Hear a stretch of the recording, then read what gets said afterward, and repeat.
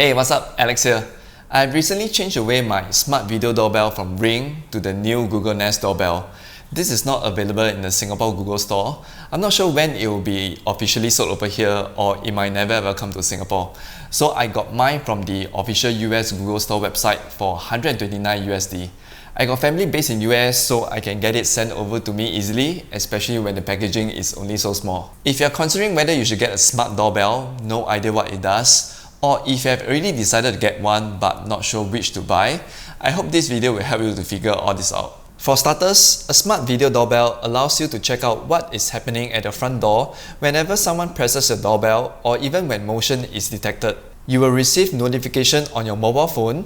You can then see a live video feed via an app anywhere as long as you have internet access. The video footage captured can then be stored for later viewing. You are also able to have a two-way voice communication with the person outside. Some allow you to send a quick preset response directly. There are generally two types of video doorbell, wired or battery powered.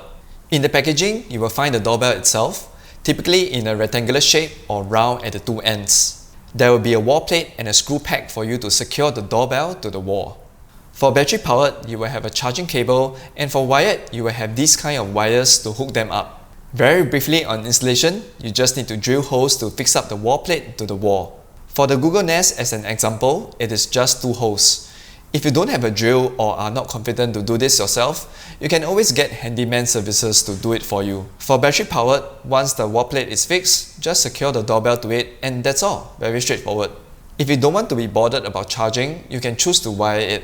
But wiring it means you need to have a power supply or transformer for it.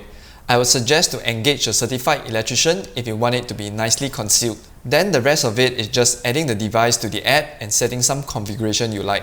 My very first factor to consider how good a smart doorbell is the response and loading time. How fast you are able to get the notification whenever someone is approaching your front door, and then how fast the live video feed is loaded on the device that you are viewing. Because if this is taking too long, it totally defeats the purpose of having such device no matter how good the video quality is able to produce. But this is also hard to assess before purchase because your home network and the device that you are using are both contributing factors. For my case, with the Google Nest doorbell, my notification response time is about 5 seconds and video loading time on the Nest Hub is 4.5 seconds. I would say anything that takes 5 seconds or less is good enough. The audio quality for the two-way voice communication is also very important to me. If you can remember how those old walkie-talkies sound, it's like super muffled and I always have difficulty figuring out what the person on the other end is saying. So you can imagine it's going to be very frustrating and affecting the user experience if one party is not able to hear the other clearly. So I'm just going to let you listen for yourself to the sound quality of the Google Nest doorbell. Mic test. Subscribe to the channel if you can hear this loud and clear. Mic test. Leave a comment and let me know how's the audio quality. Next is battery life. Ideally, you want to get it wired so that you don't need to worry about battery charging. But getting it wired might not be very straightforward depending on where you stay. One good point about the Google Nest doorbell is it can do both, so you need not decide before purchase. The battery can typically last you about 1 to 2 months for a full charge, depending on whether you turn on motion detection and whether you have a lot of traffic going on at your front door. Removing and putting back the doorbell is not tedious, but charging time takes pretty long. So I like to leave it to charge overnight. Next up, I want to talk a little bit about design. To me, the doorbell must be big enough, obvious enough for people at all ages to tell that this is a doorbell and exactly where to press. Bear in mind that most of the people have not seen these products before. And I would say these smart video doorbells are not something common to have in Singapore yet. Maybe you can just find one in 20 to 30 households. I still have people knocking at my door on and off. Then I'll ask them whether they press the doorbell. And most of the time the reply is, they didn't know this is a doorbell. So I like that the Google Nest doorbell is pretty big. The button as well. I picked the green one instead of black or white because I want it to stand out. And lastly, not to mention that I find the design of the new Nest doorbell to look the most stylish and modern among the rest. My last point is whether it has native integration with a smart display.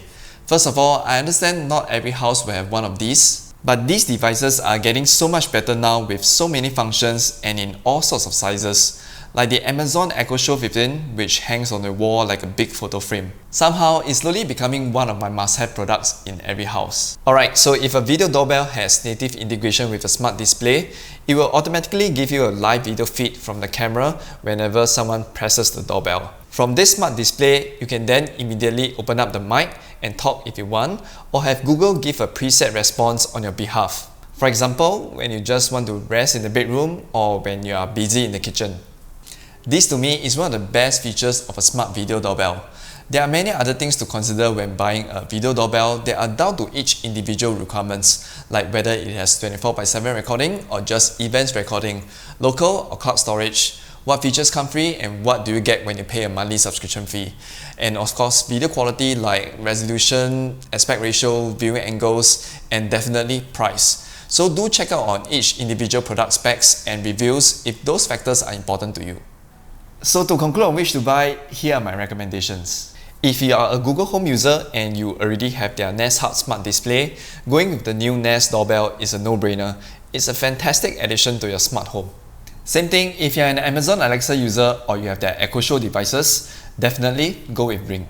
The lineup of products from Ring is more confusing, but once you have decided whether to go with wired or battery powered, then the choices you have left are more narrowed down.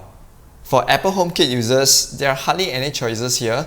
If you want to leverage on HomeKit secure video, the Logitech Circle View looks the best. I've always been a fan of Logitech products, very well designed and high quality. For something that is platform agnostic, a good option you can consider is the Arlo doorbell. If you want the flexibility of using both Google and Amazon display, you can add the Arlo integration to both of these platforms and also with SmartThings as well. Arlo sells premium security cameras. In terms of cost, they are on the high side.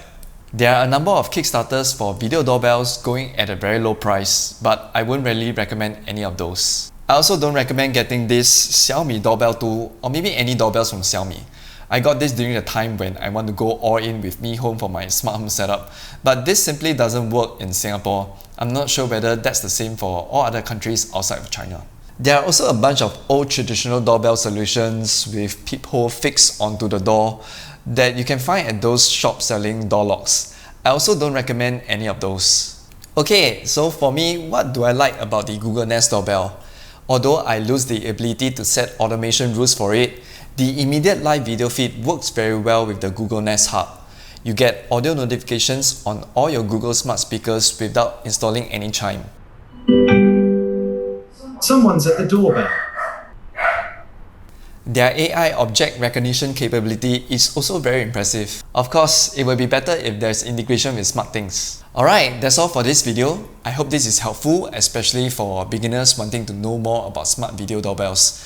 To me, this is one of my must-have items for every modern houses today.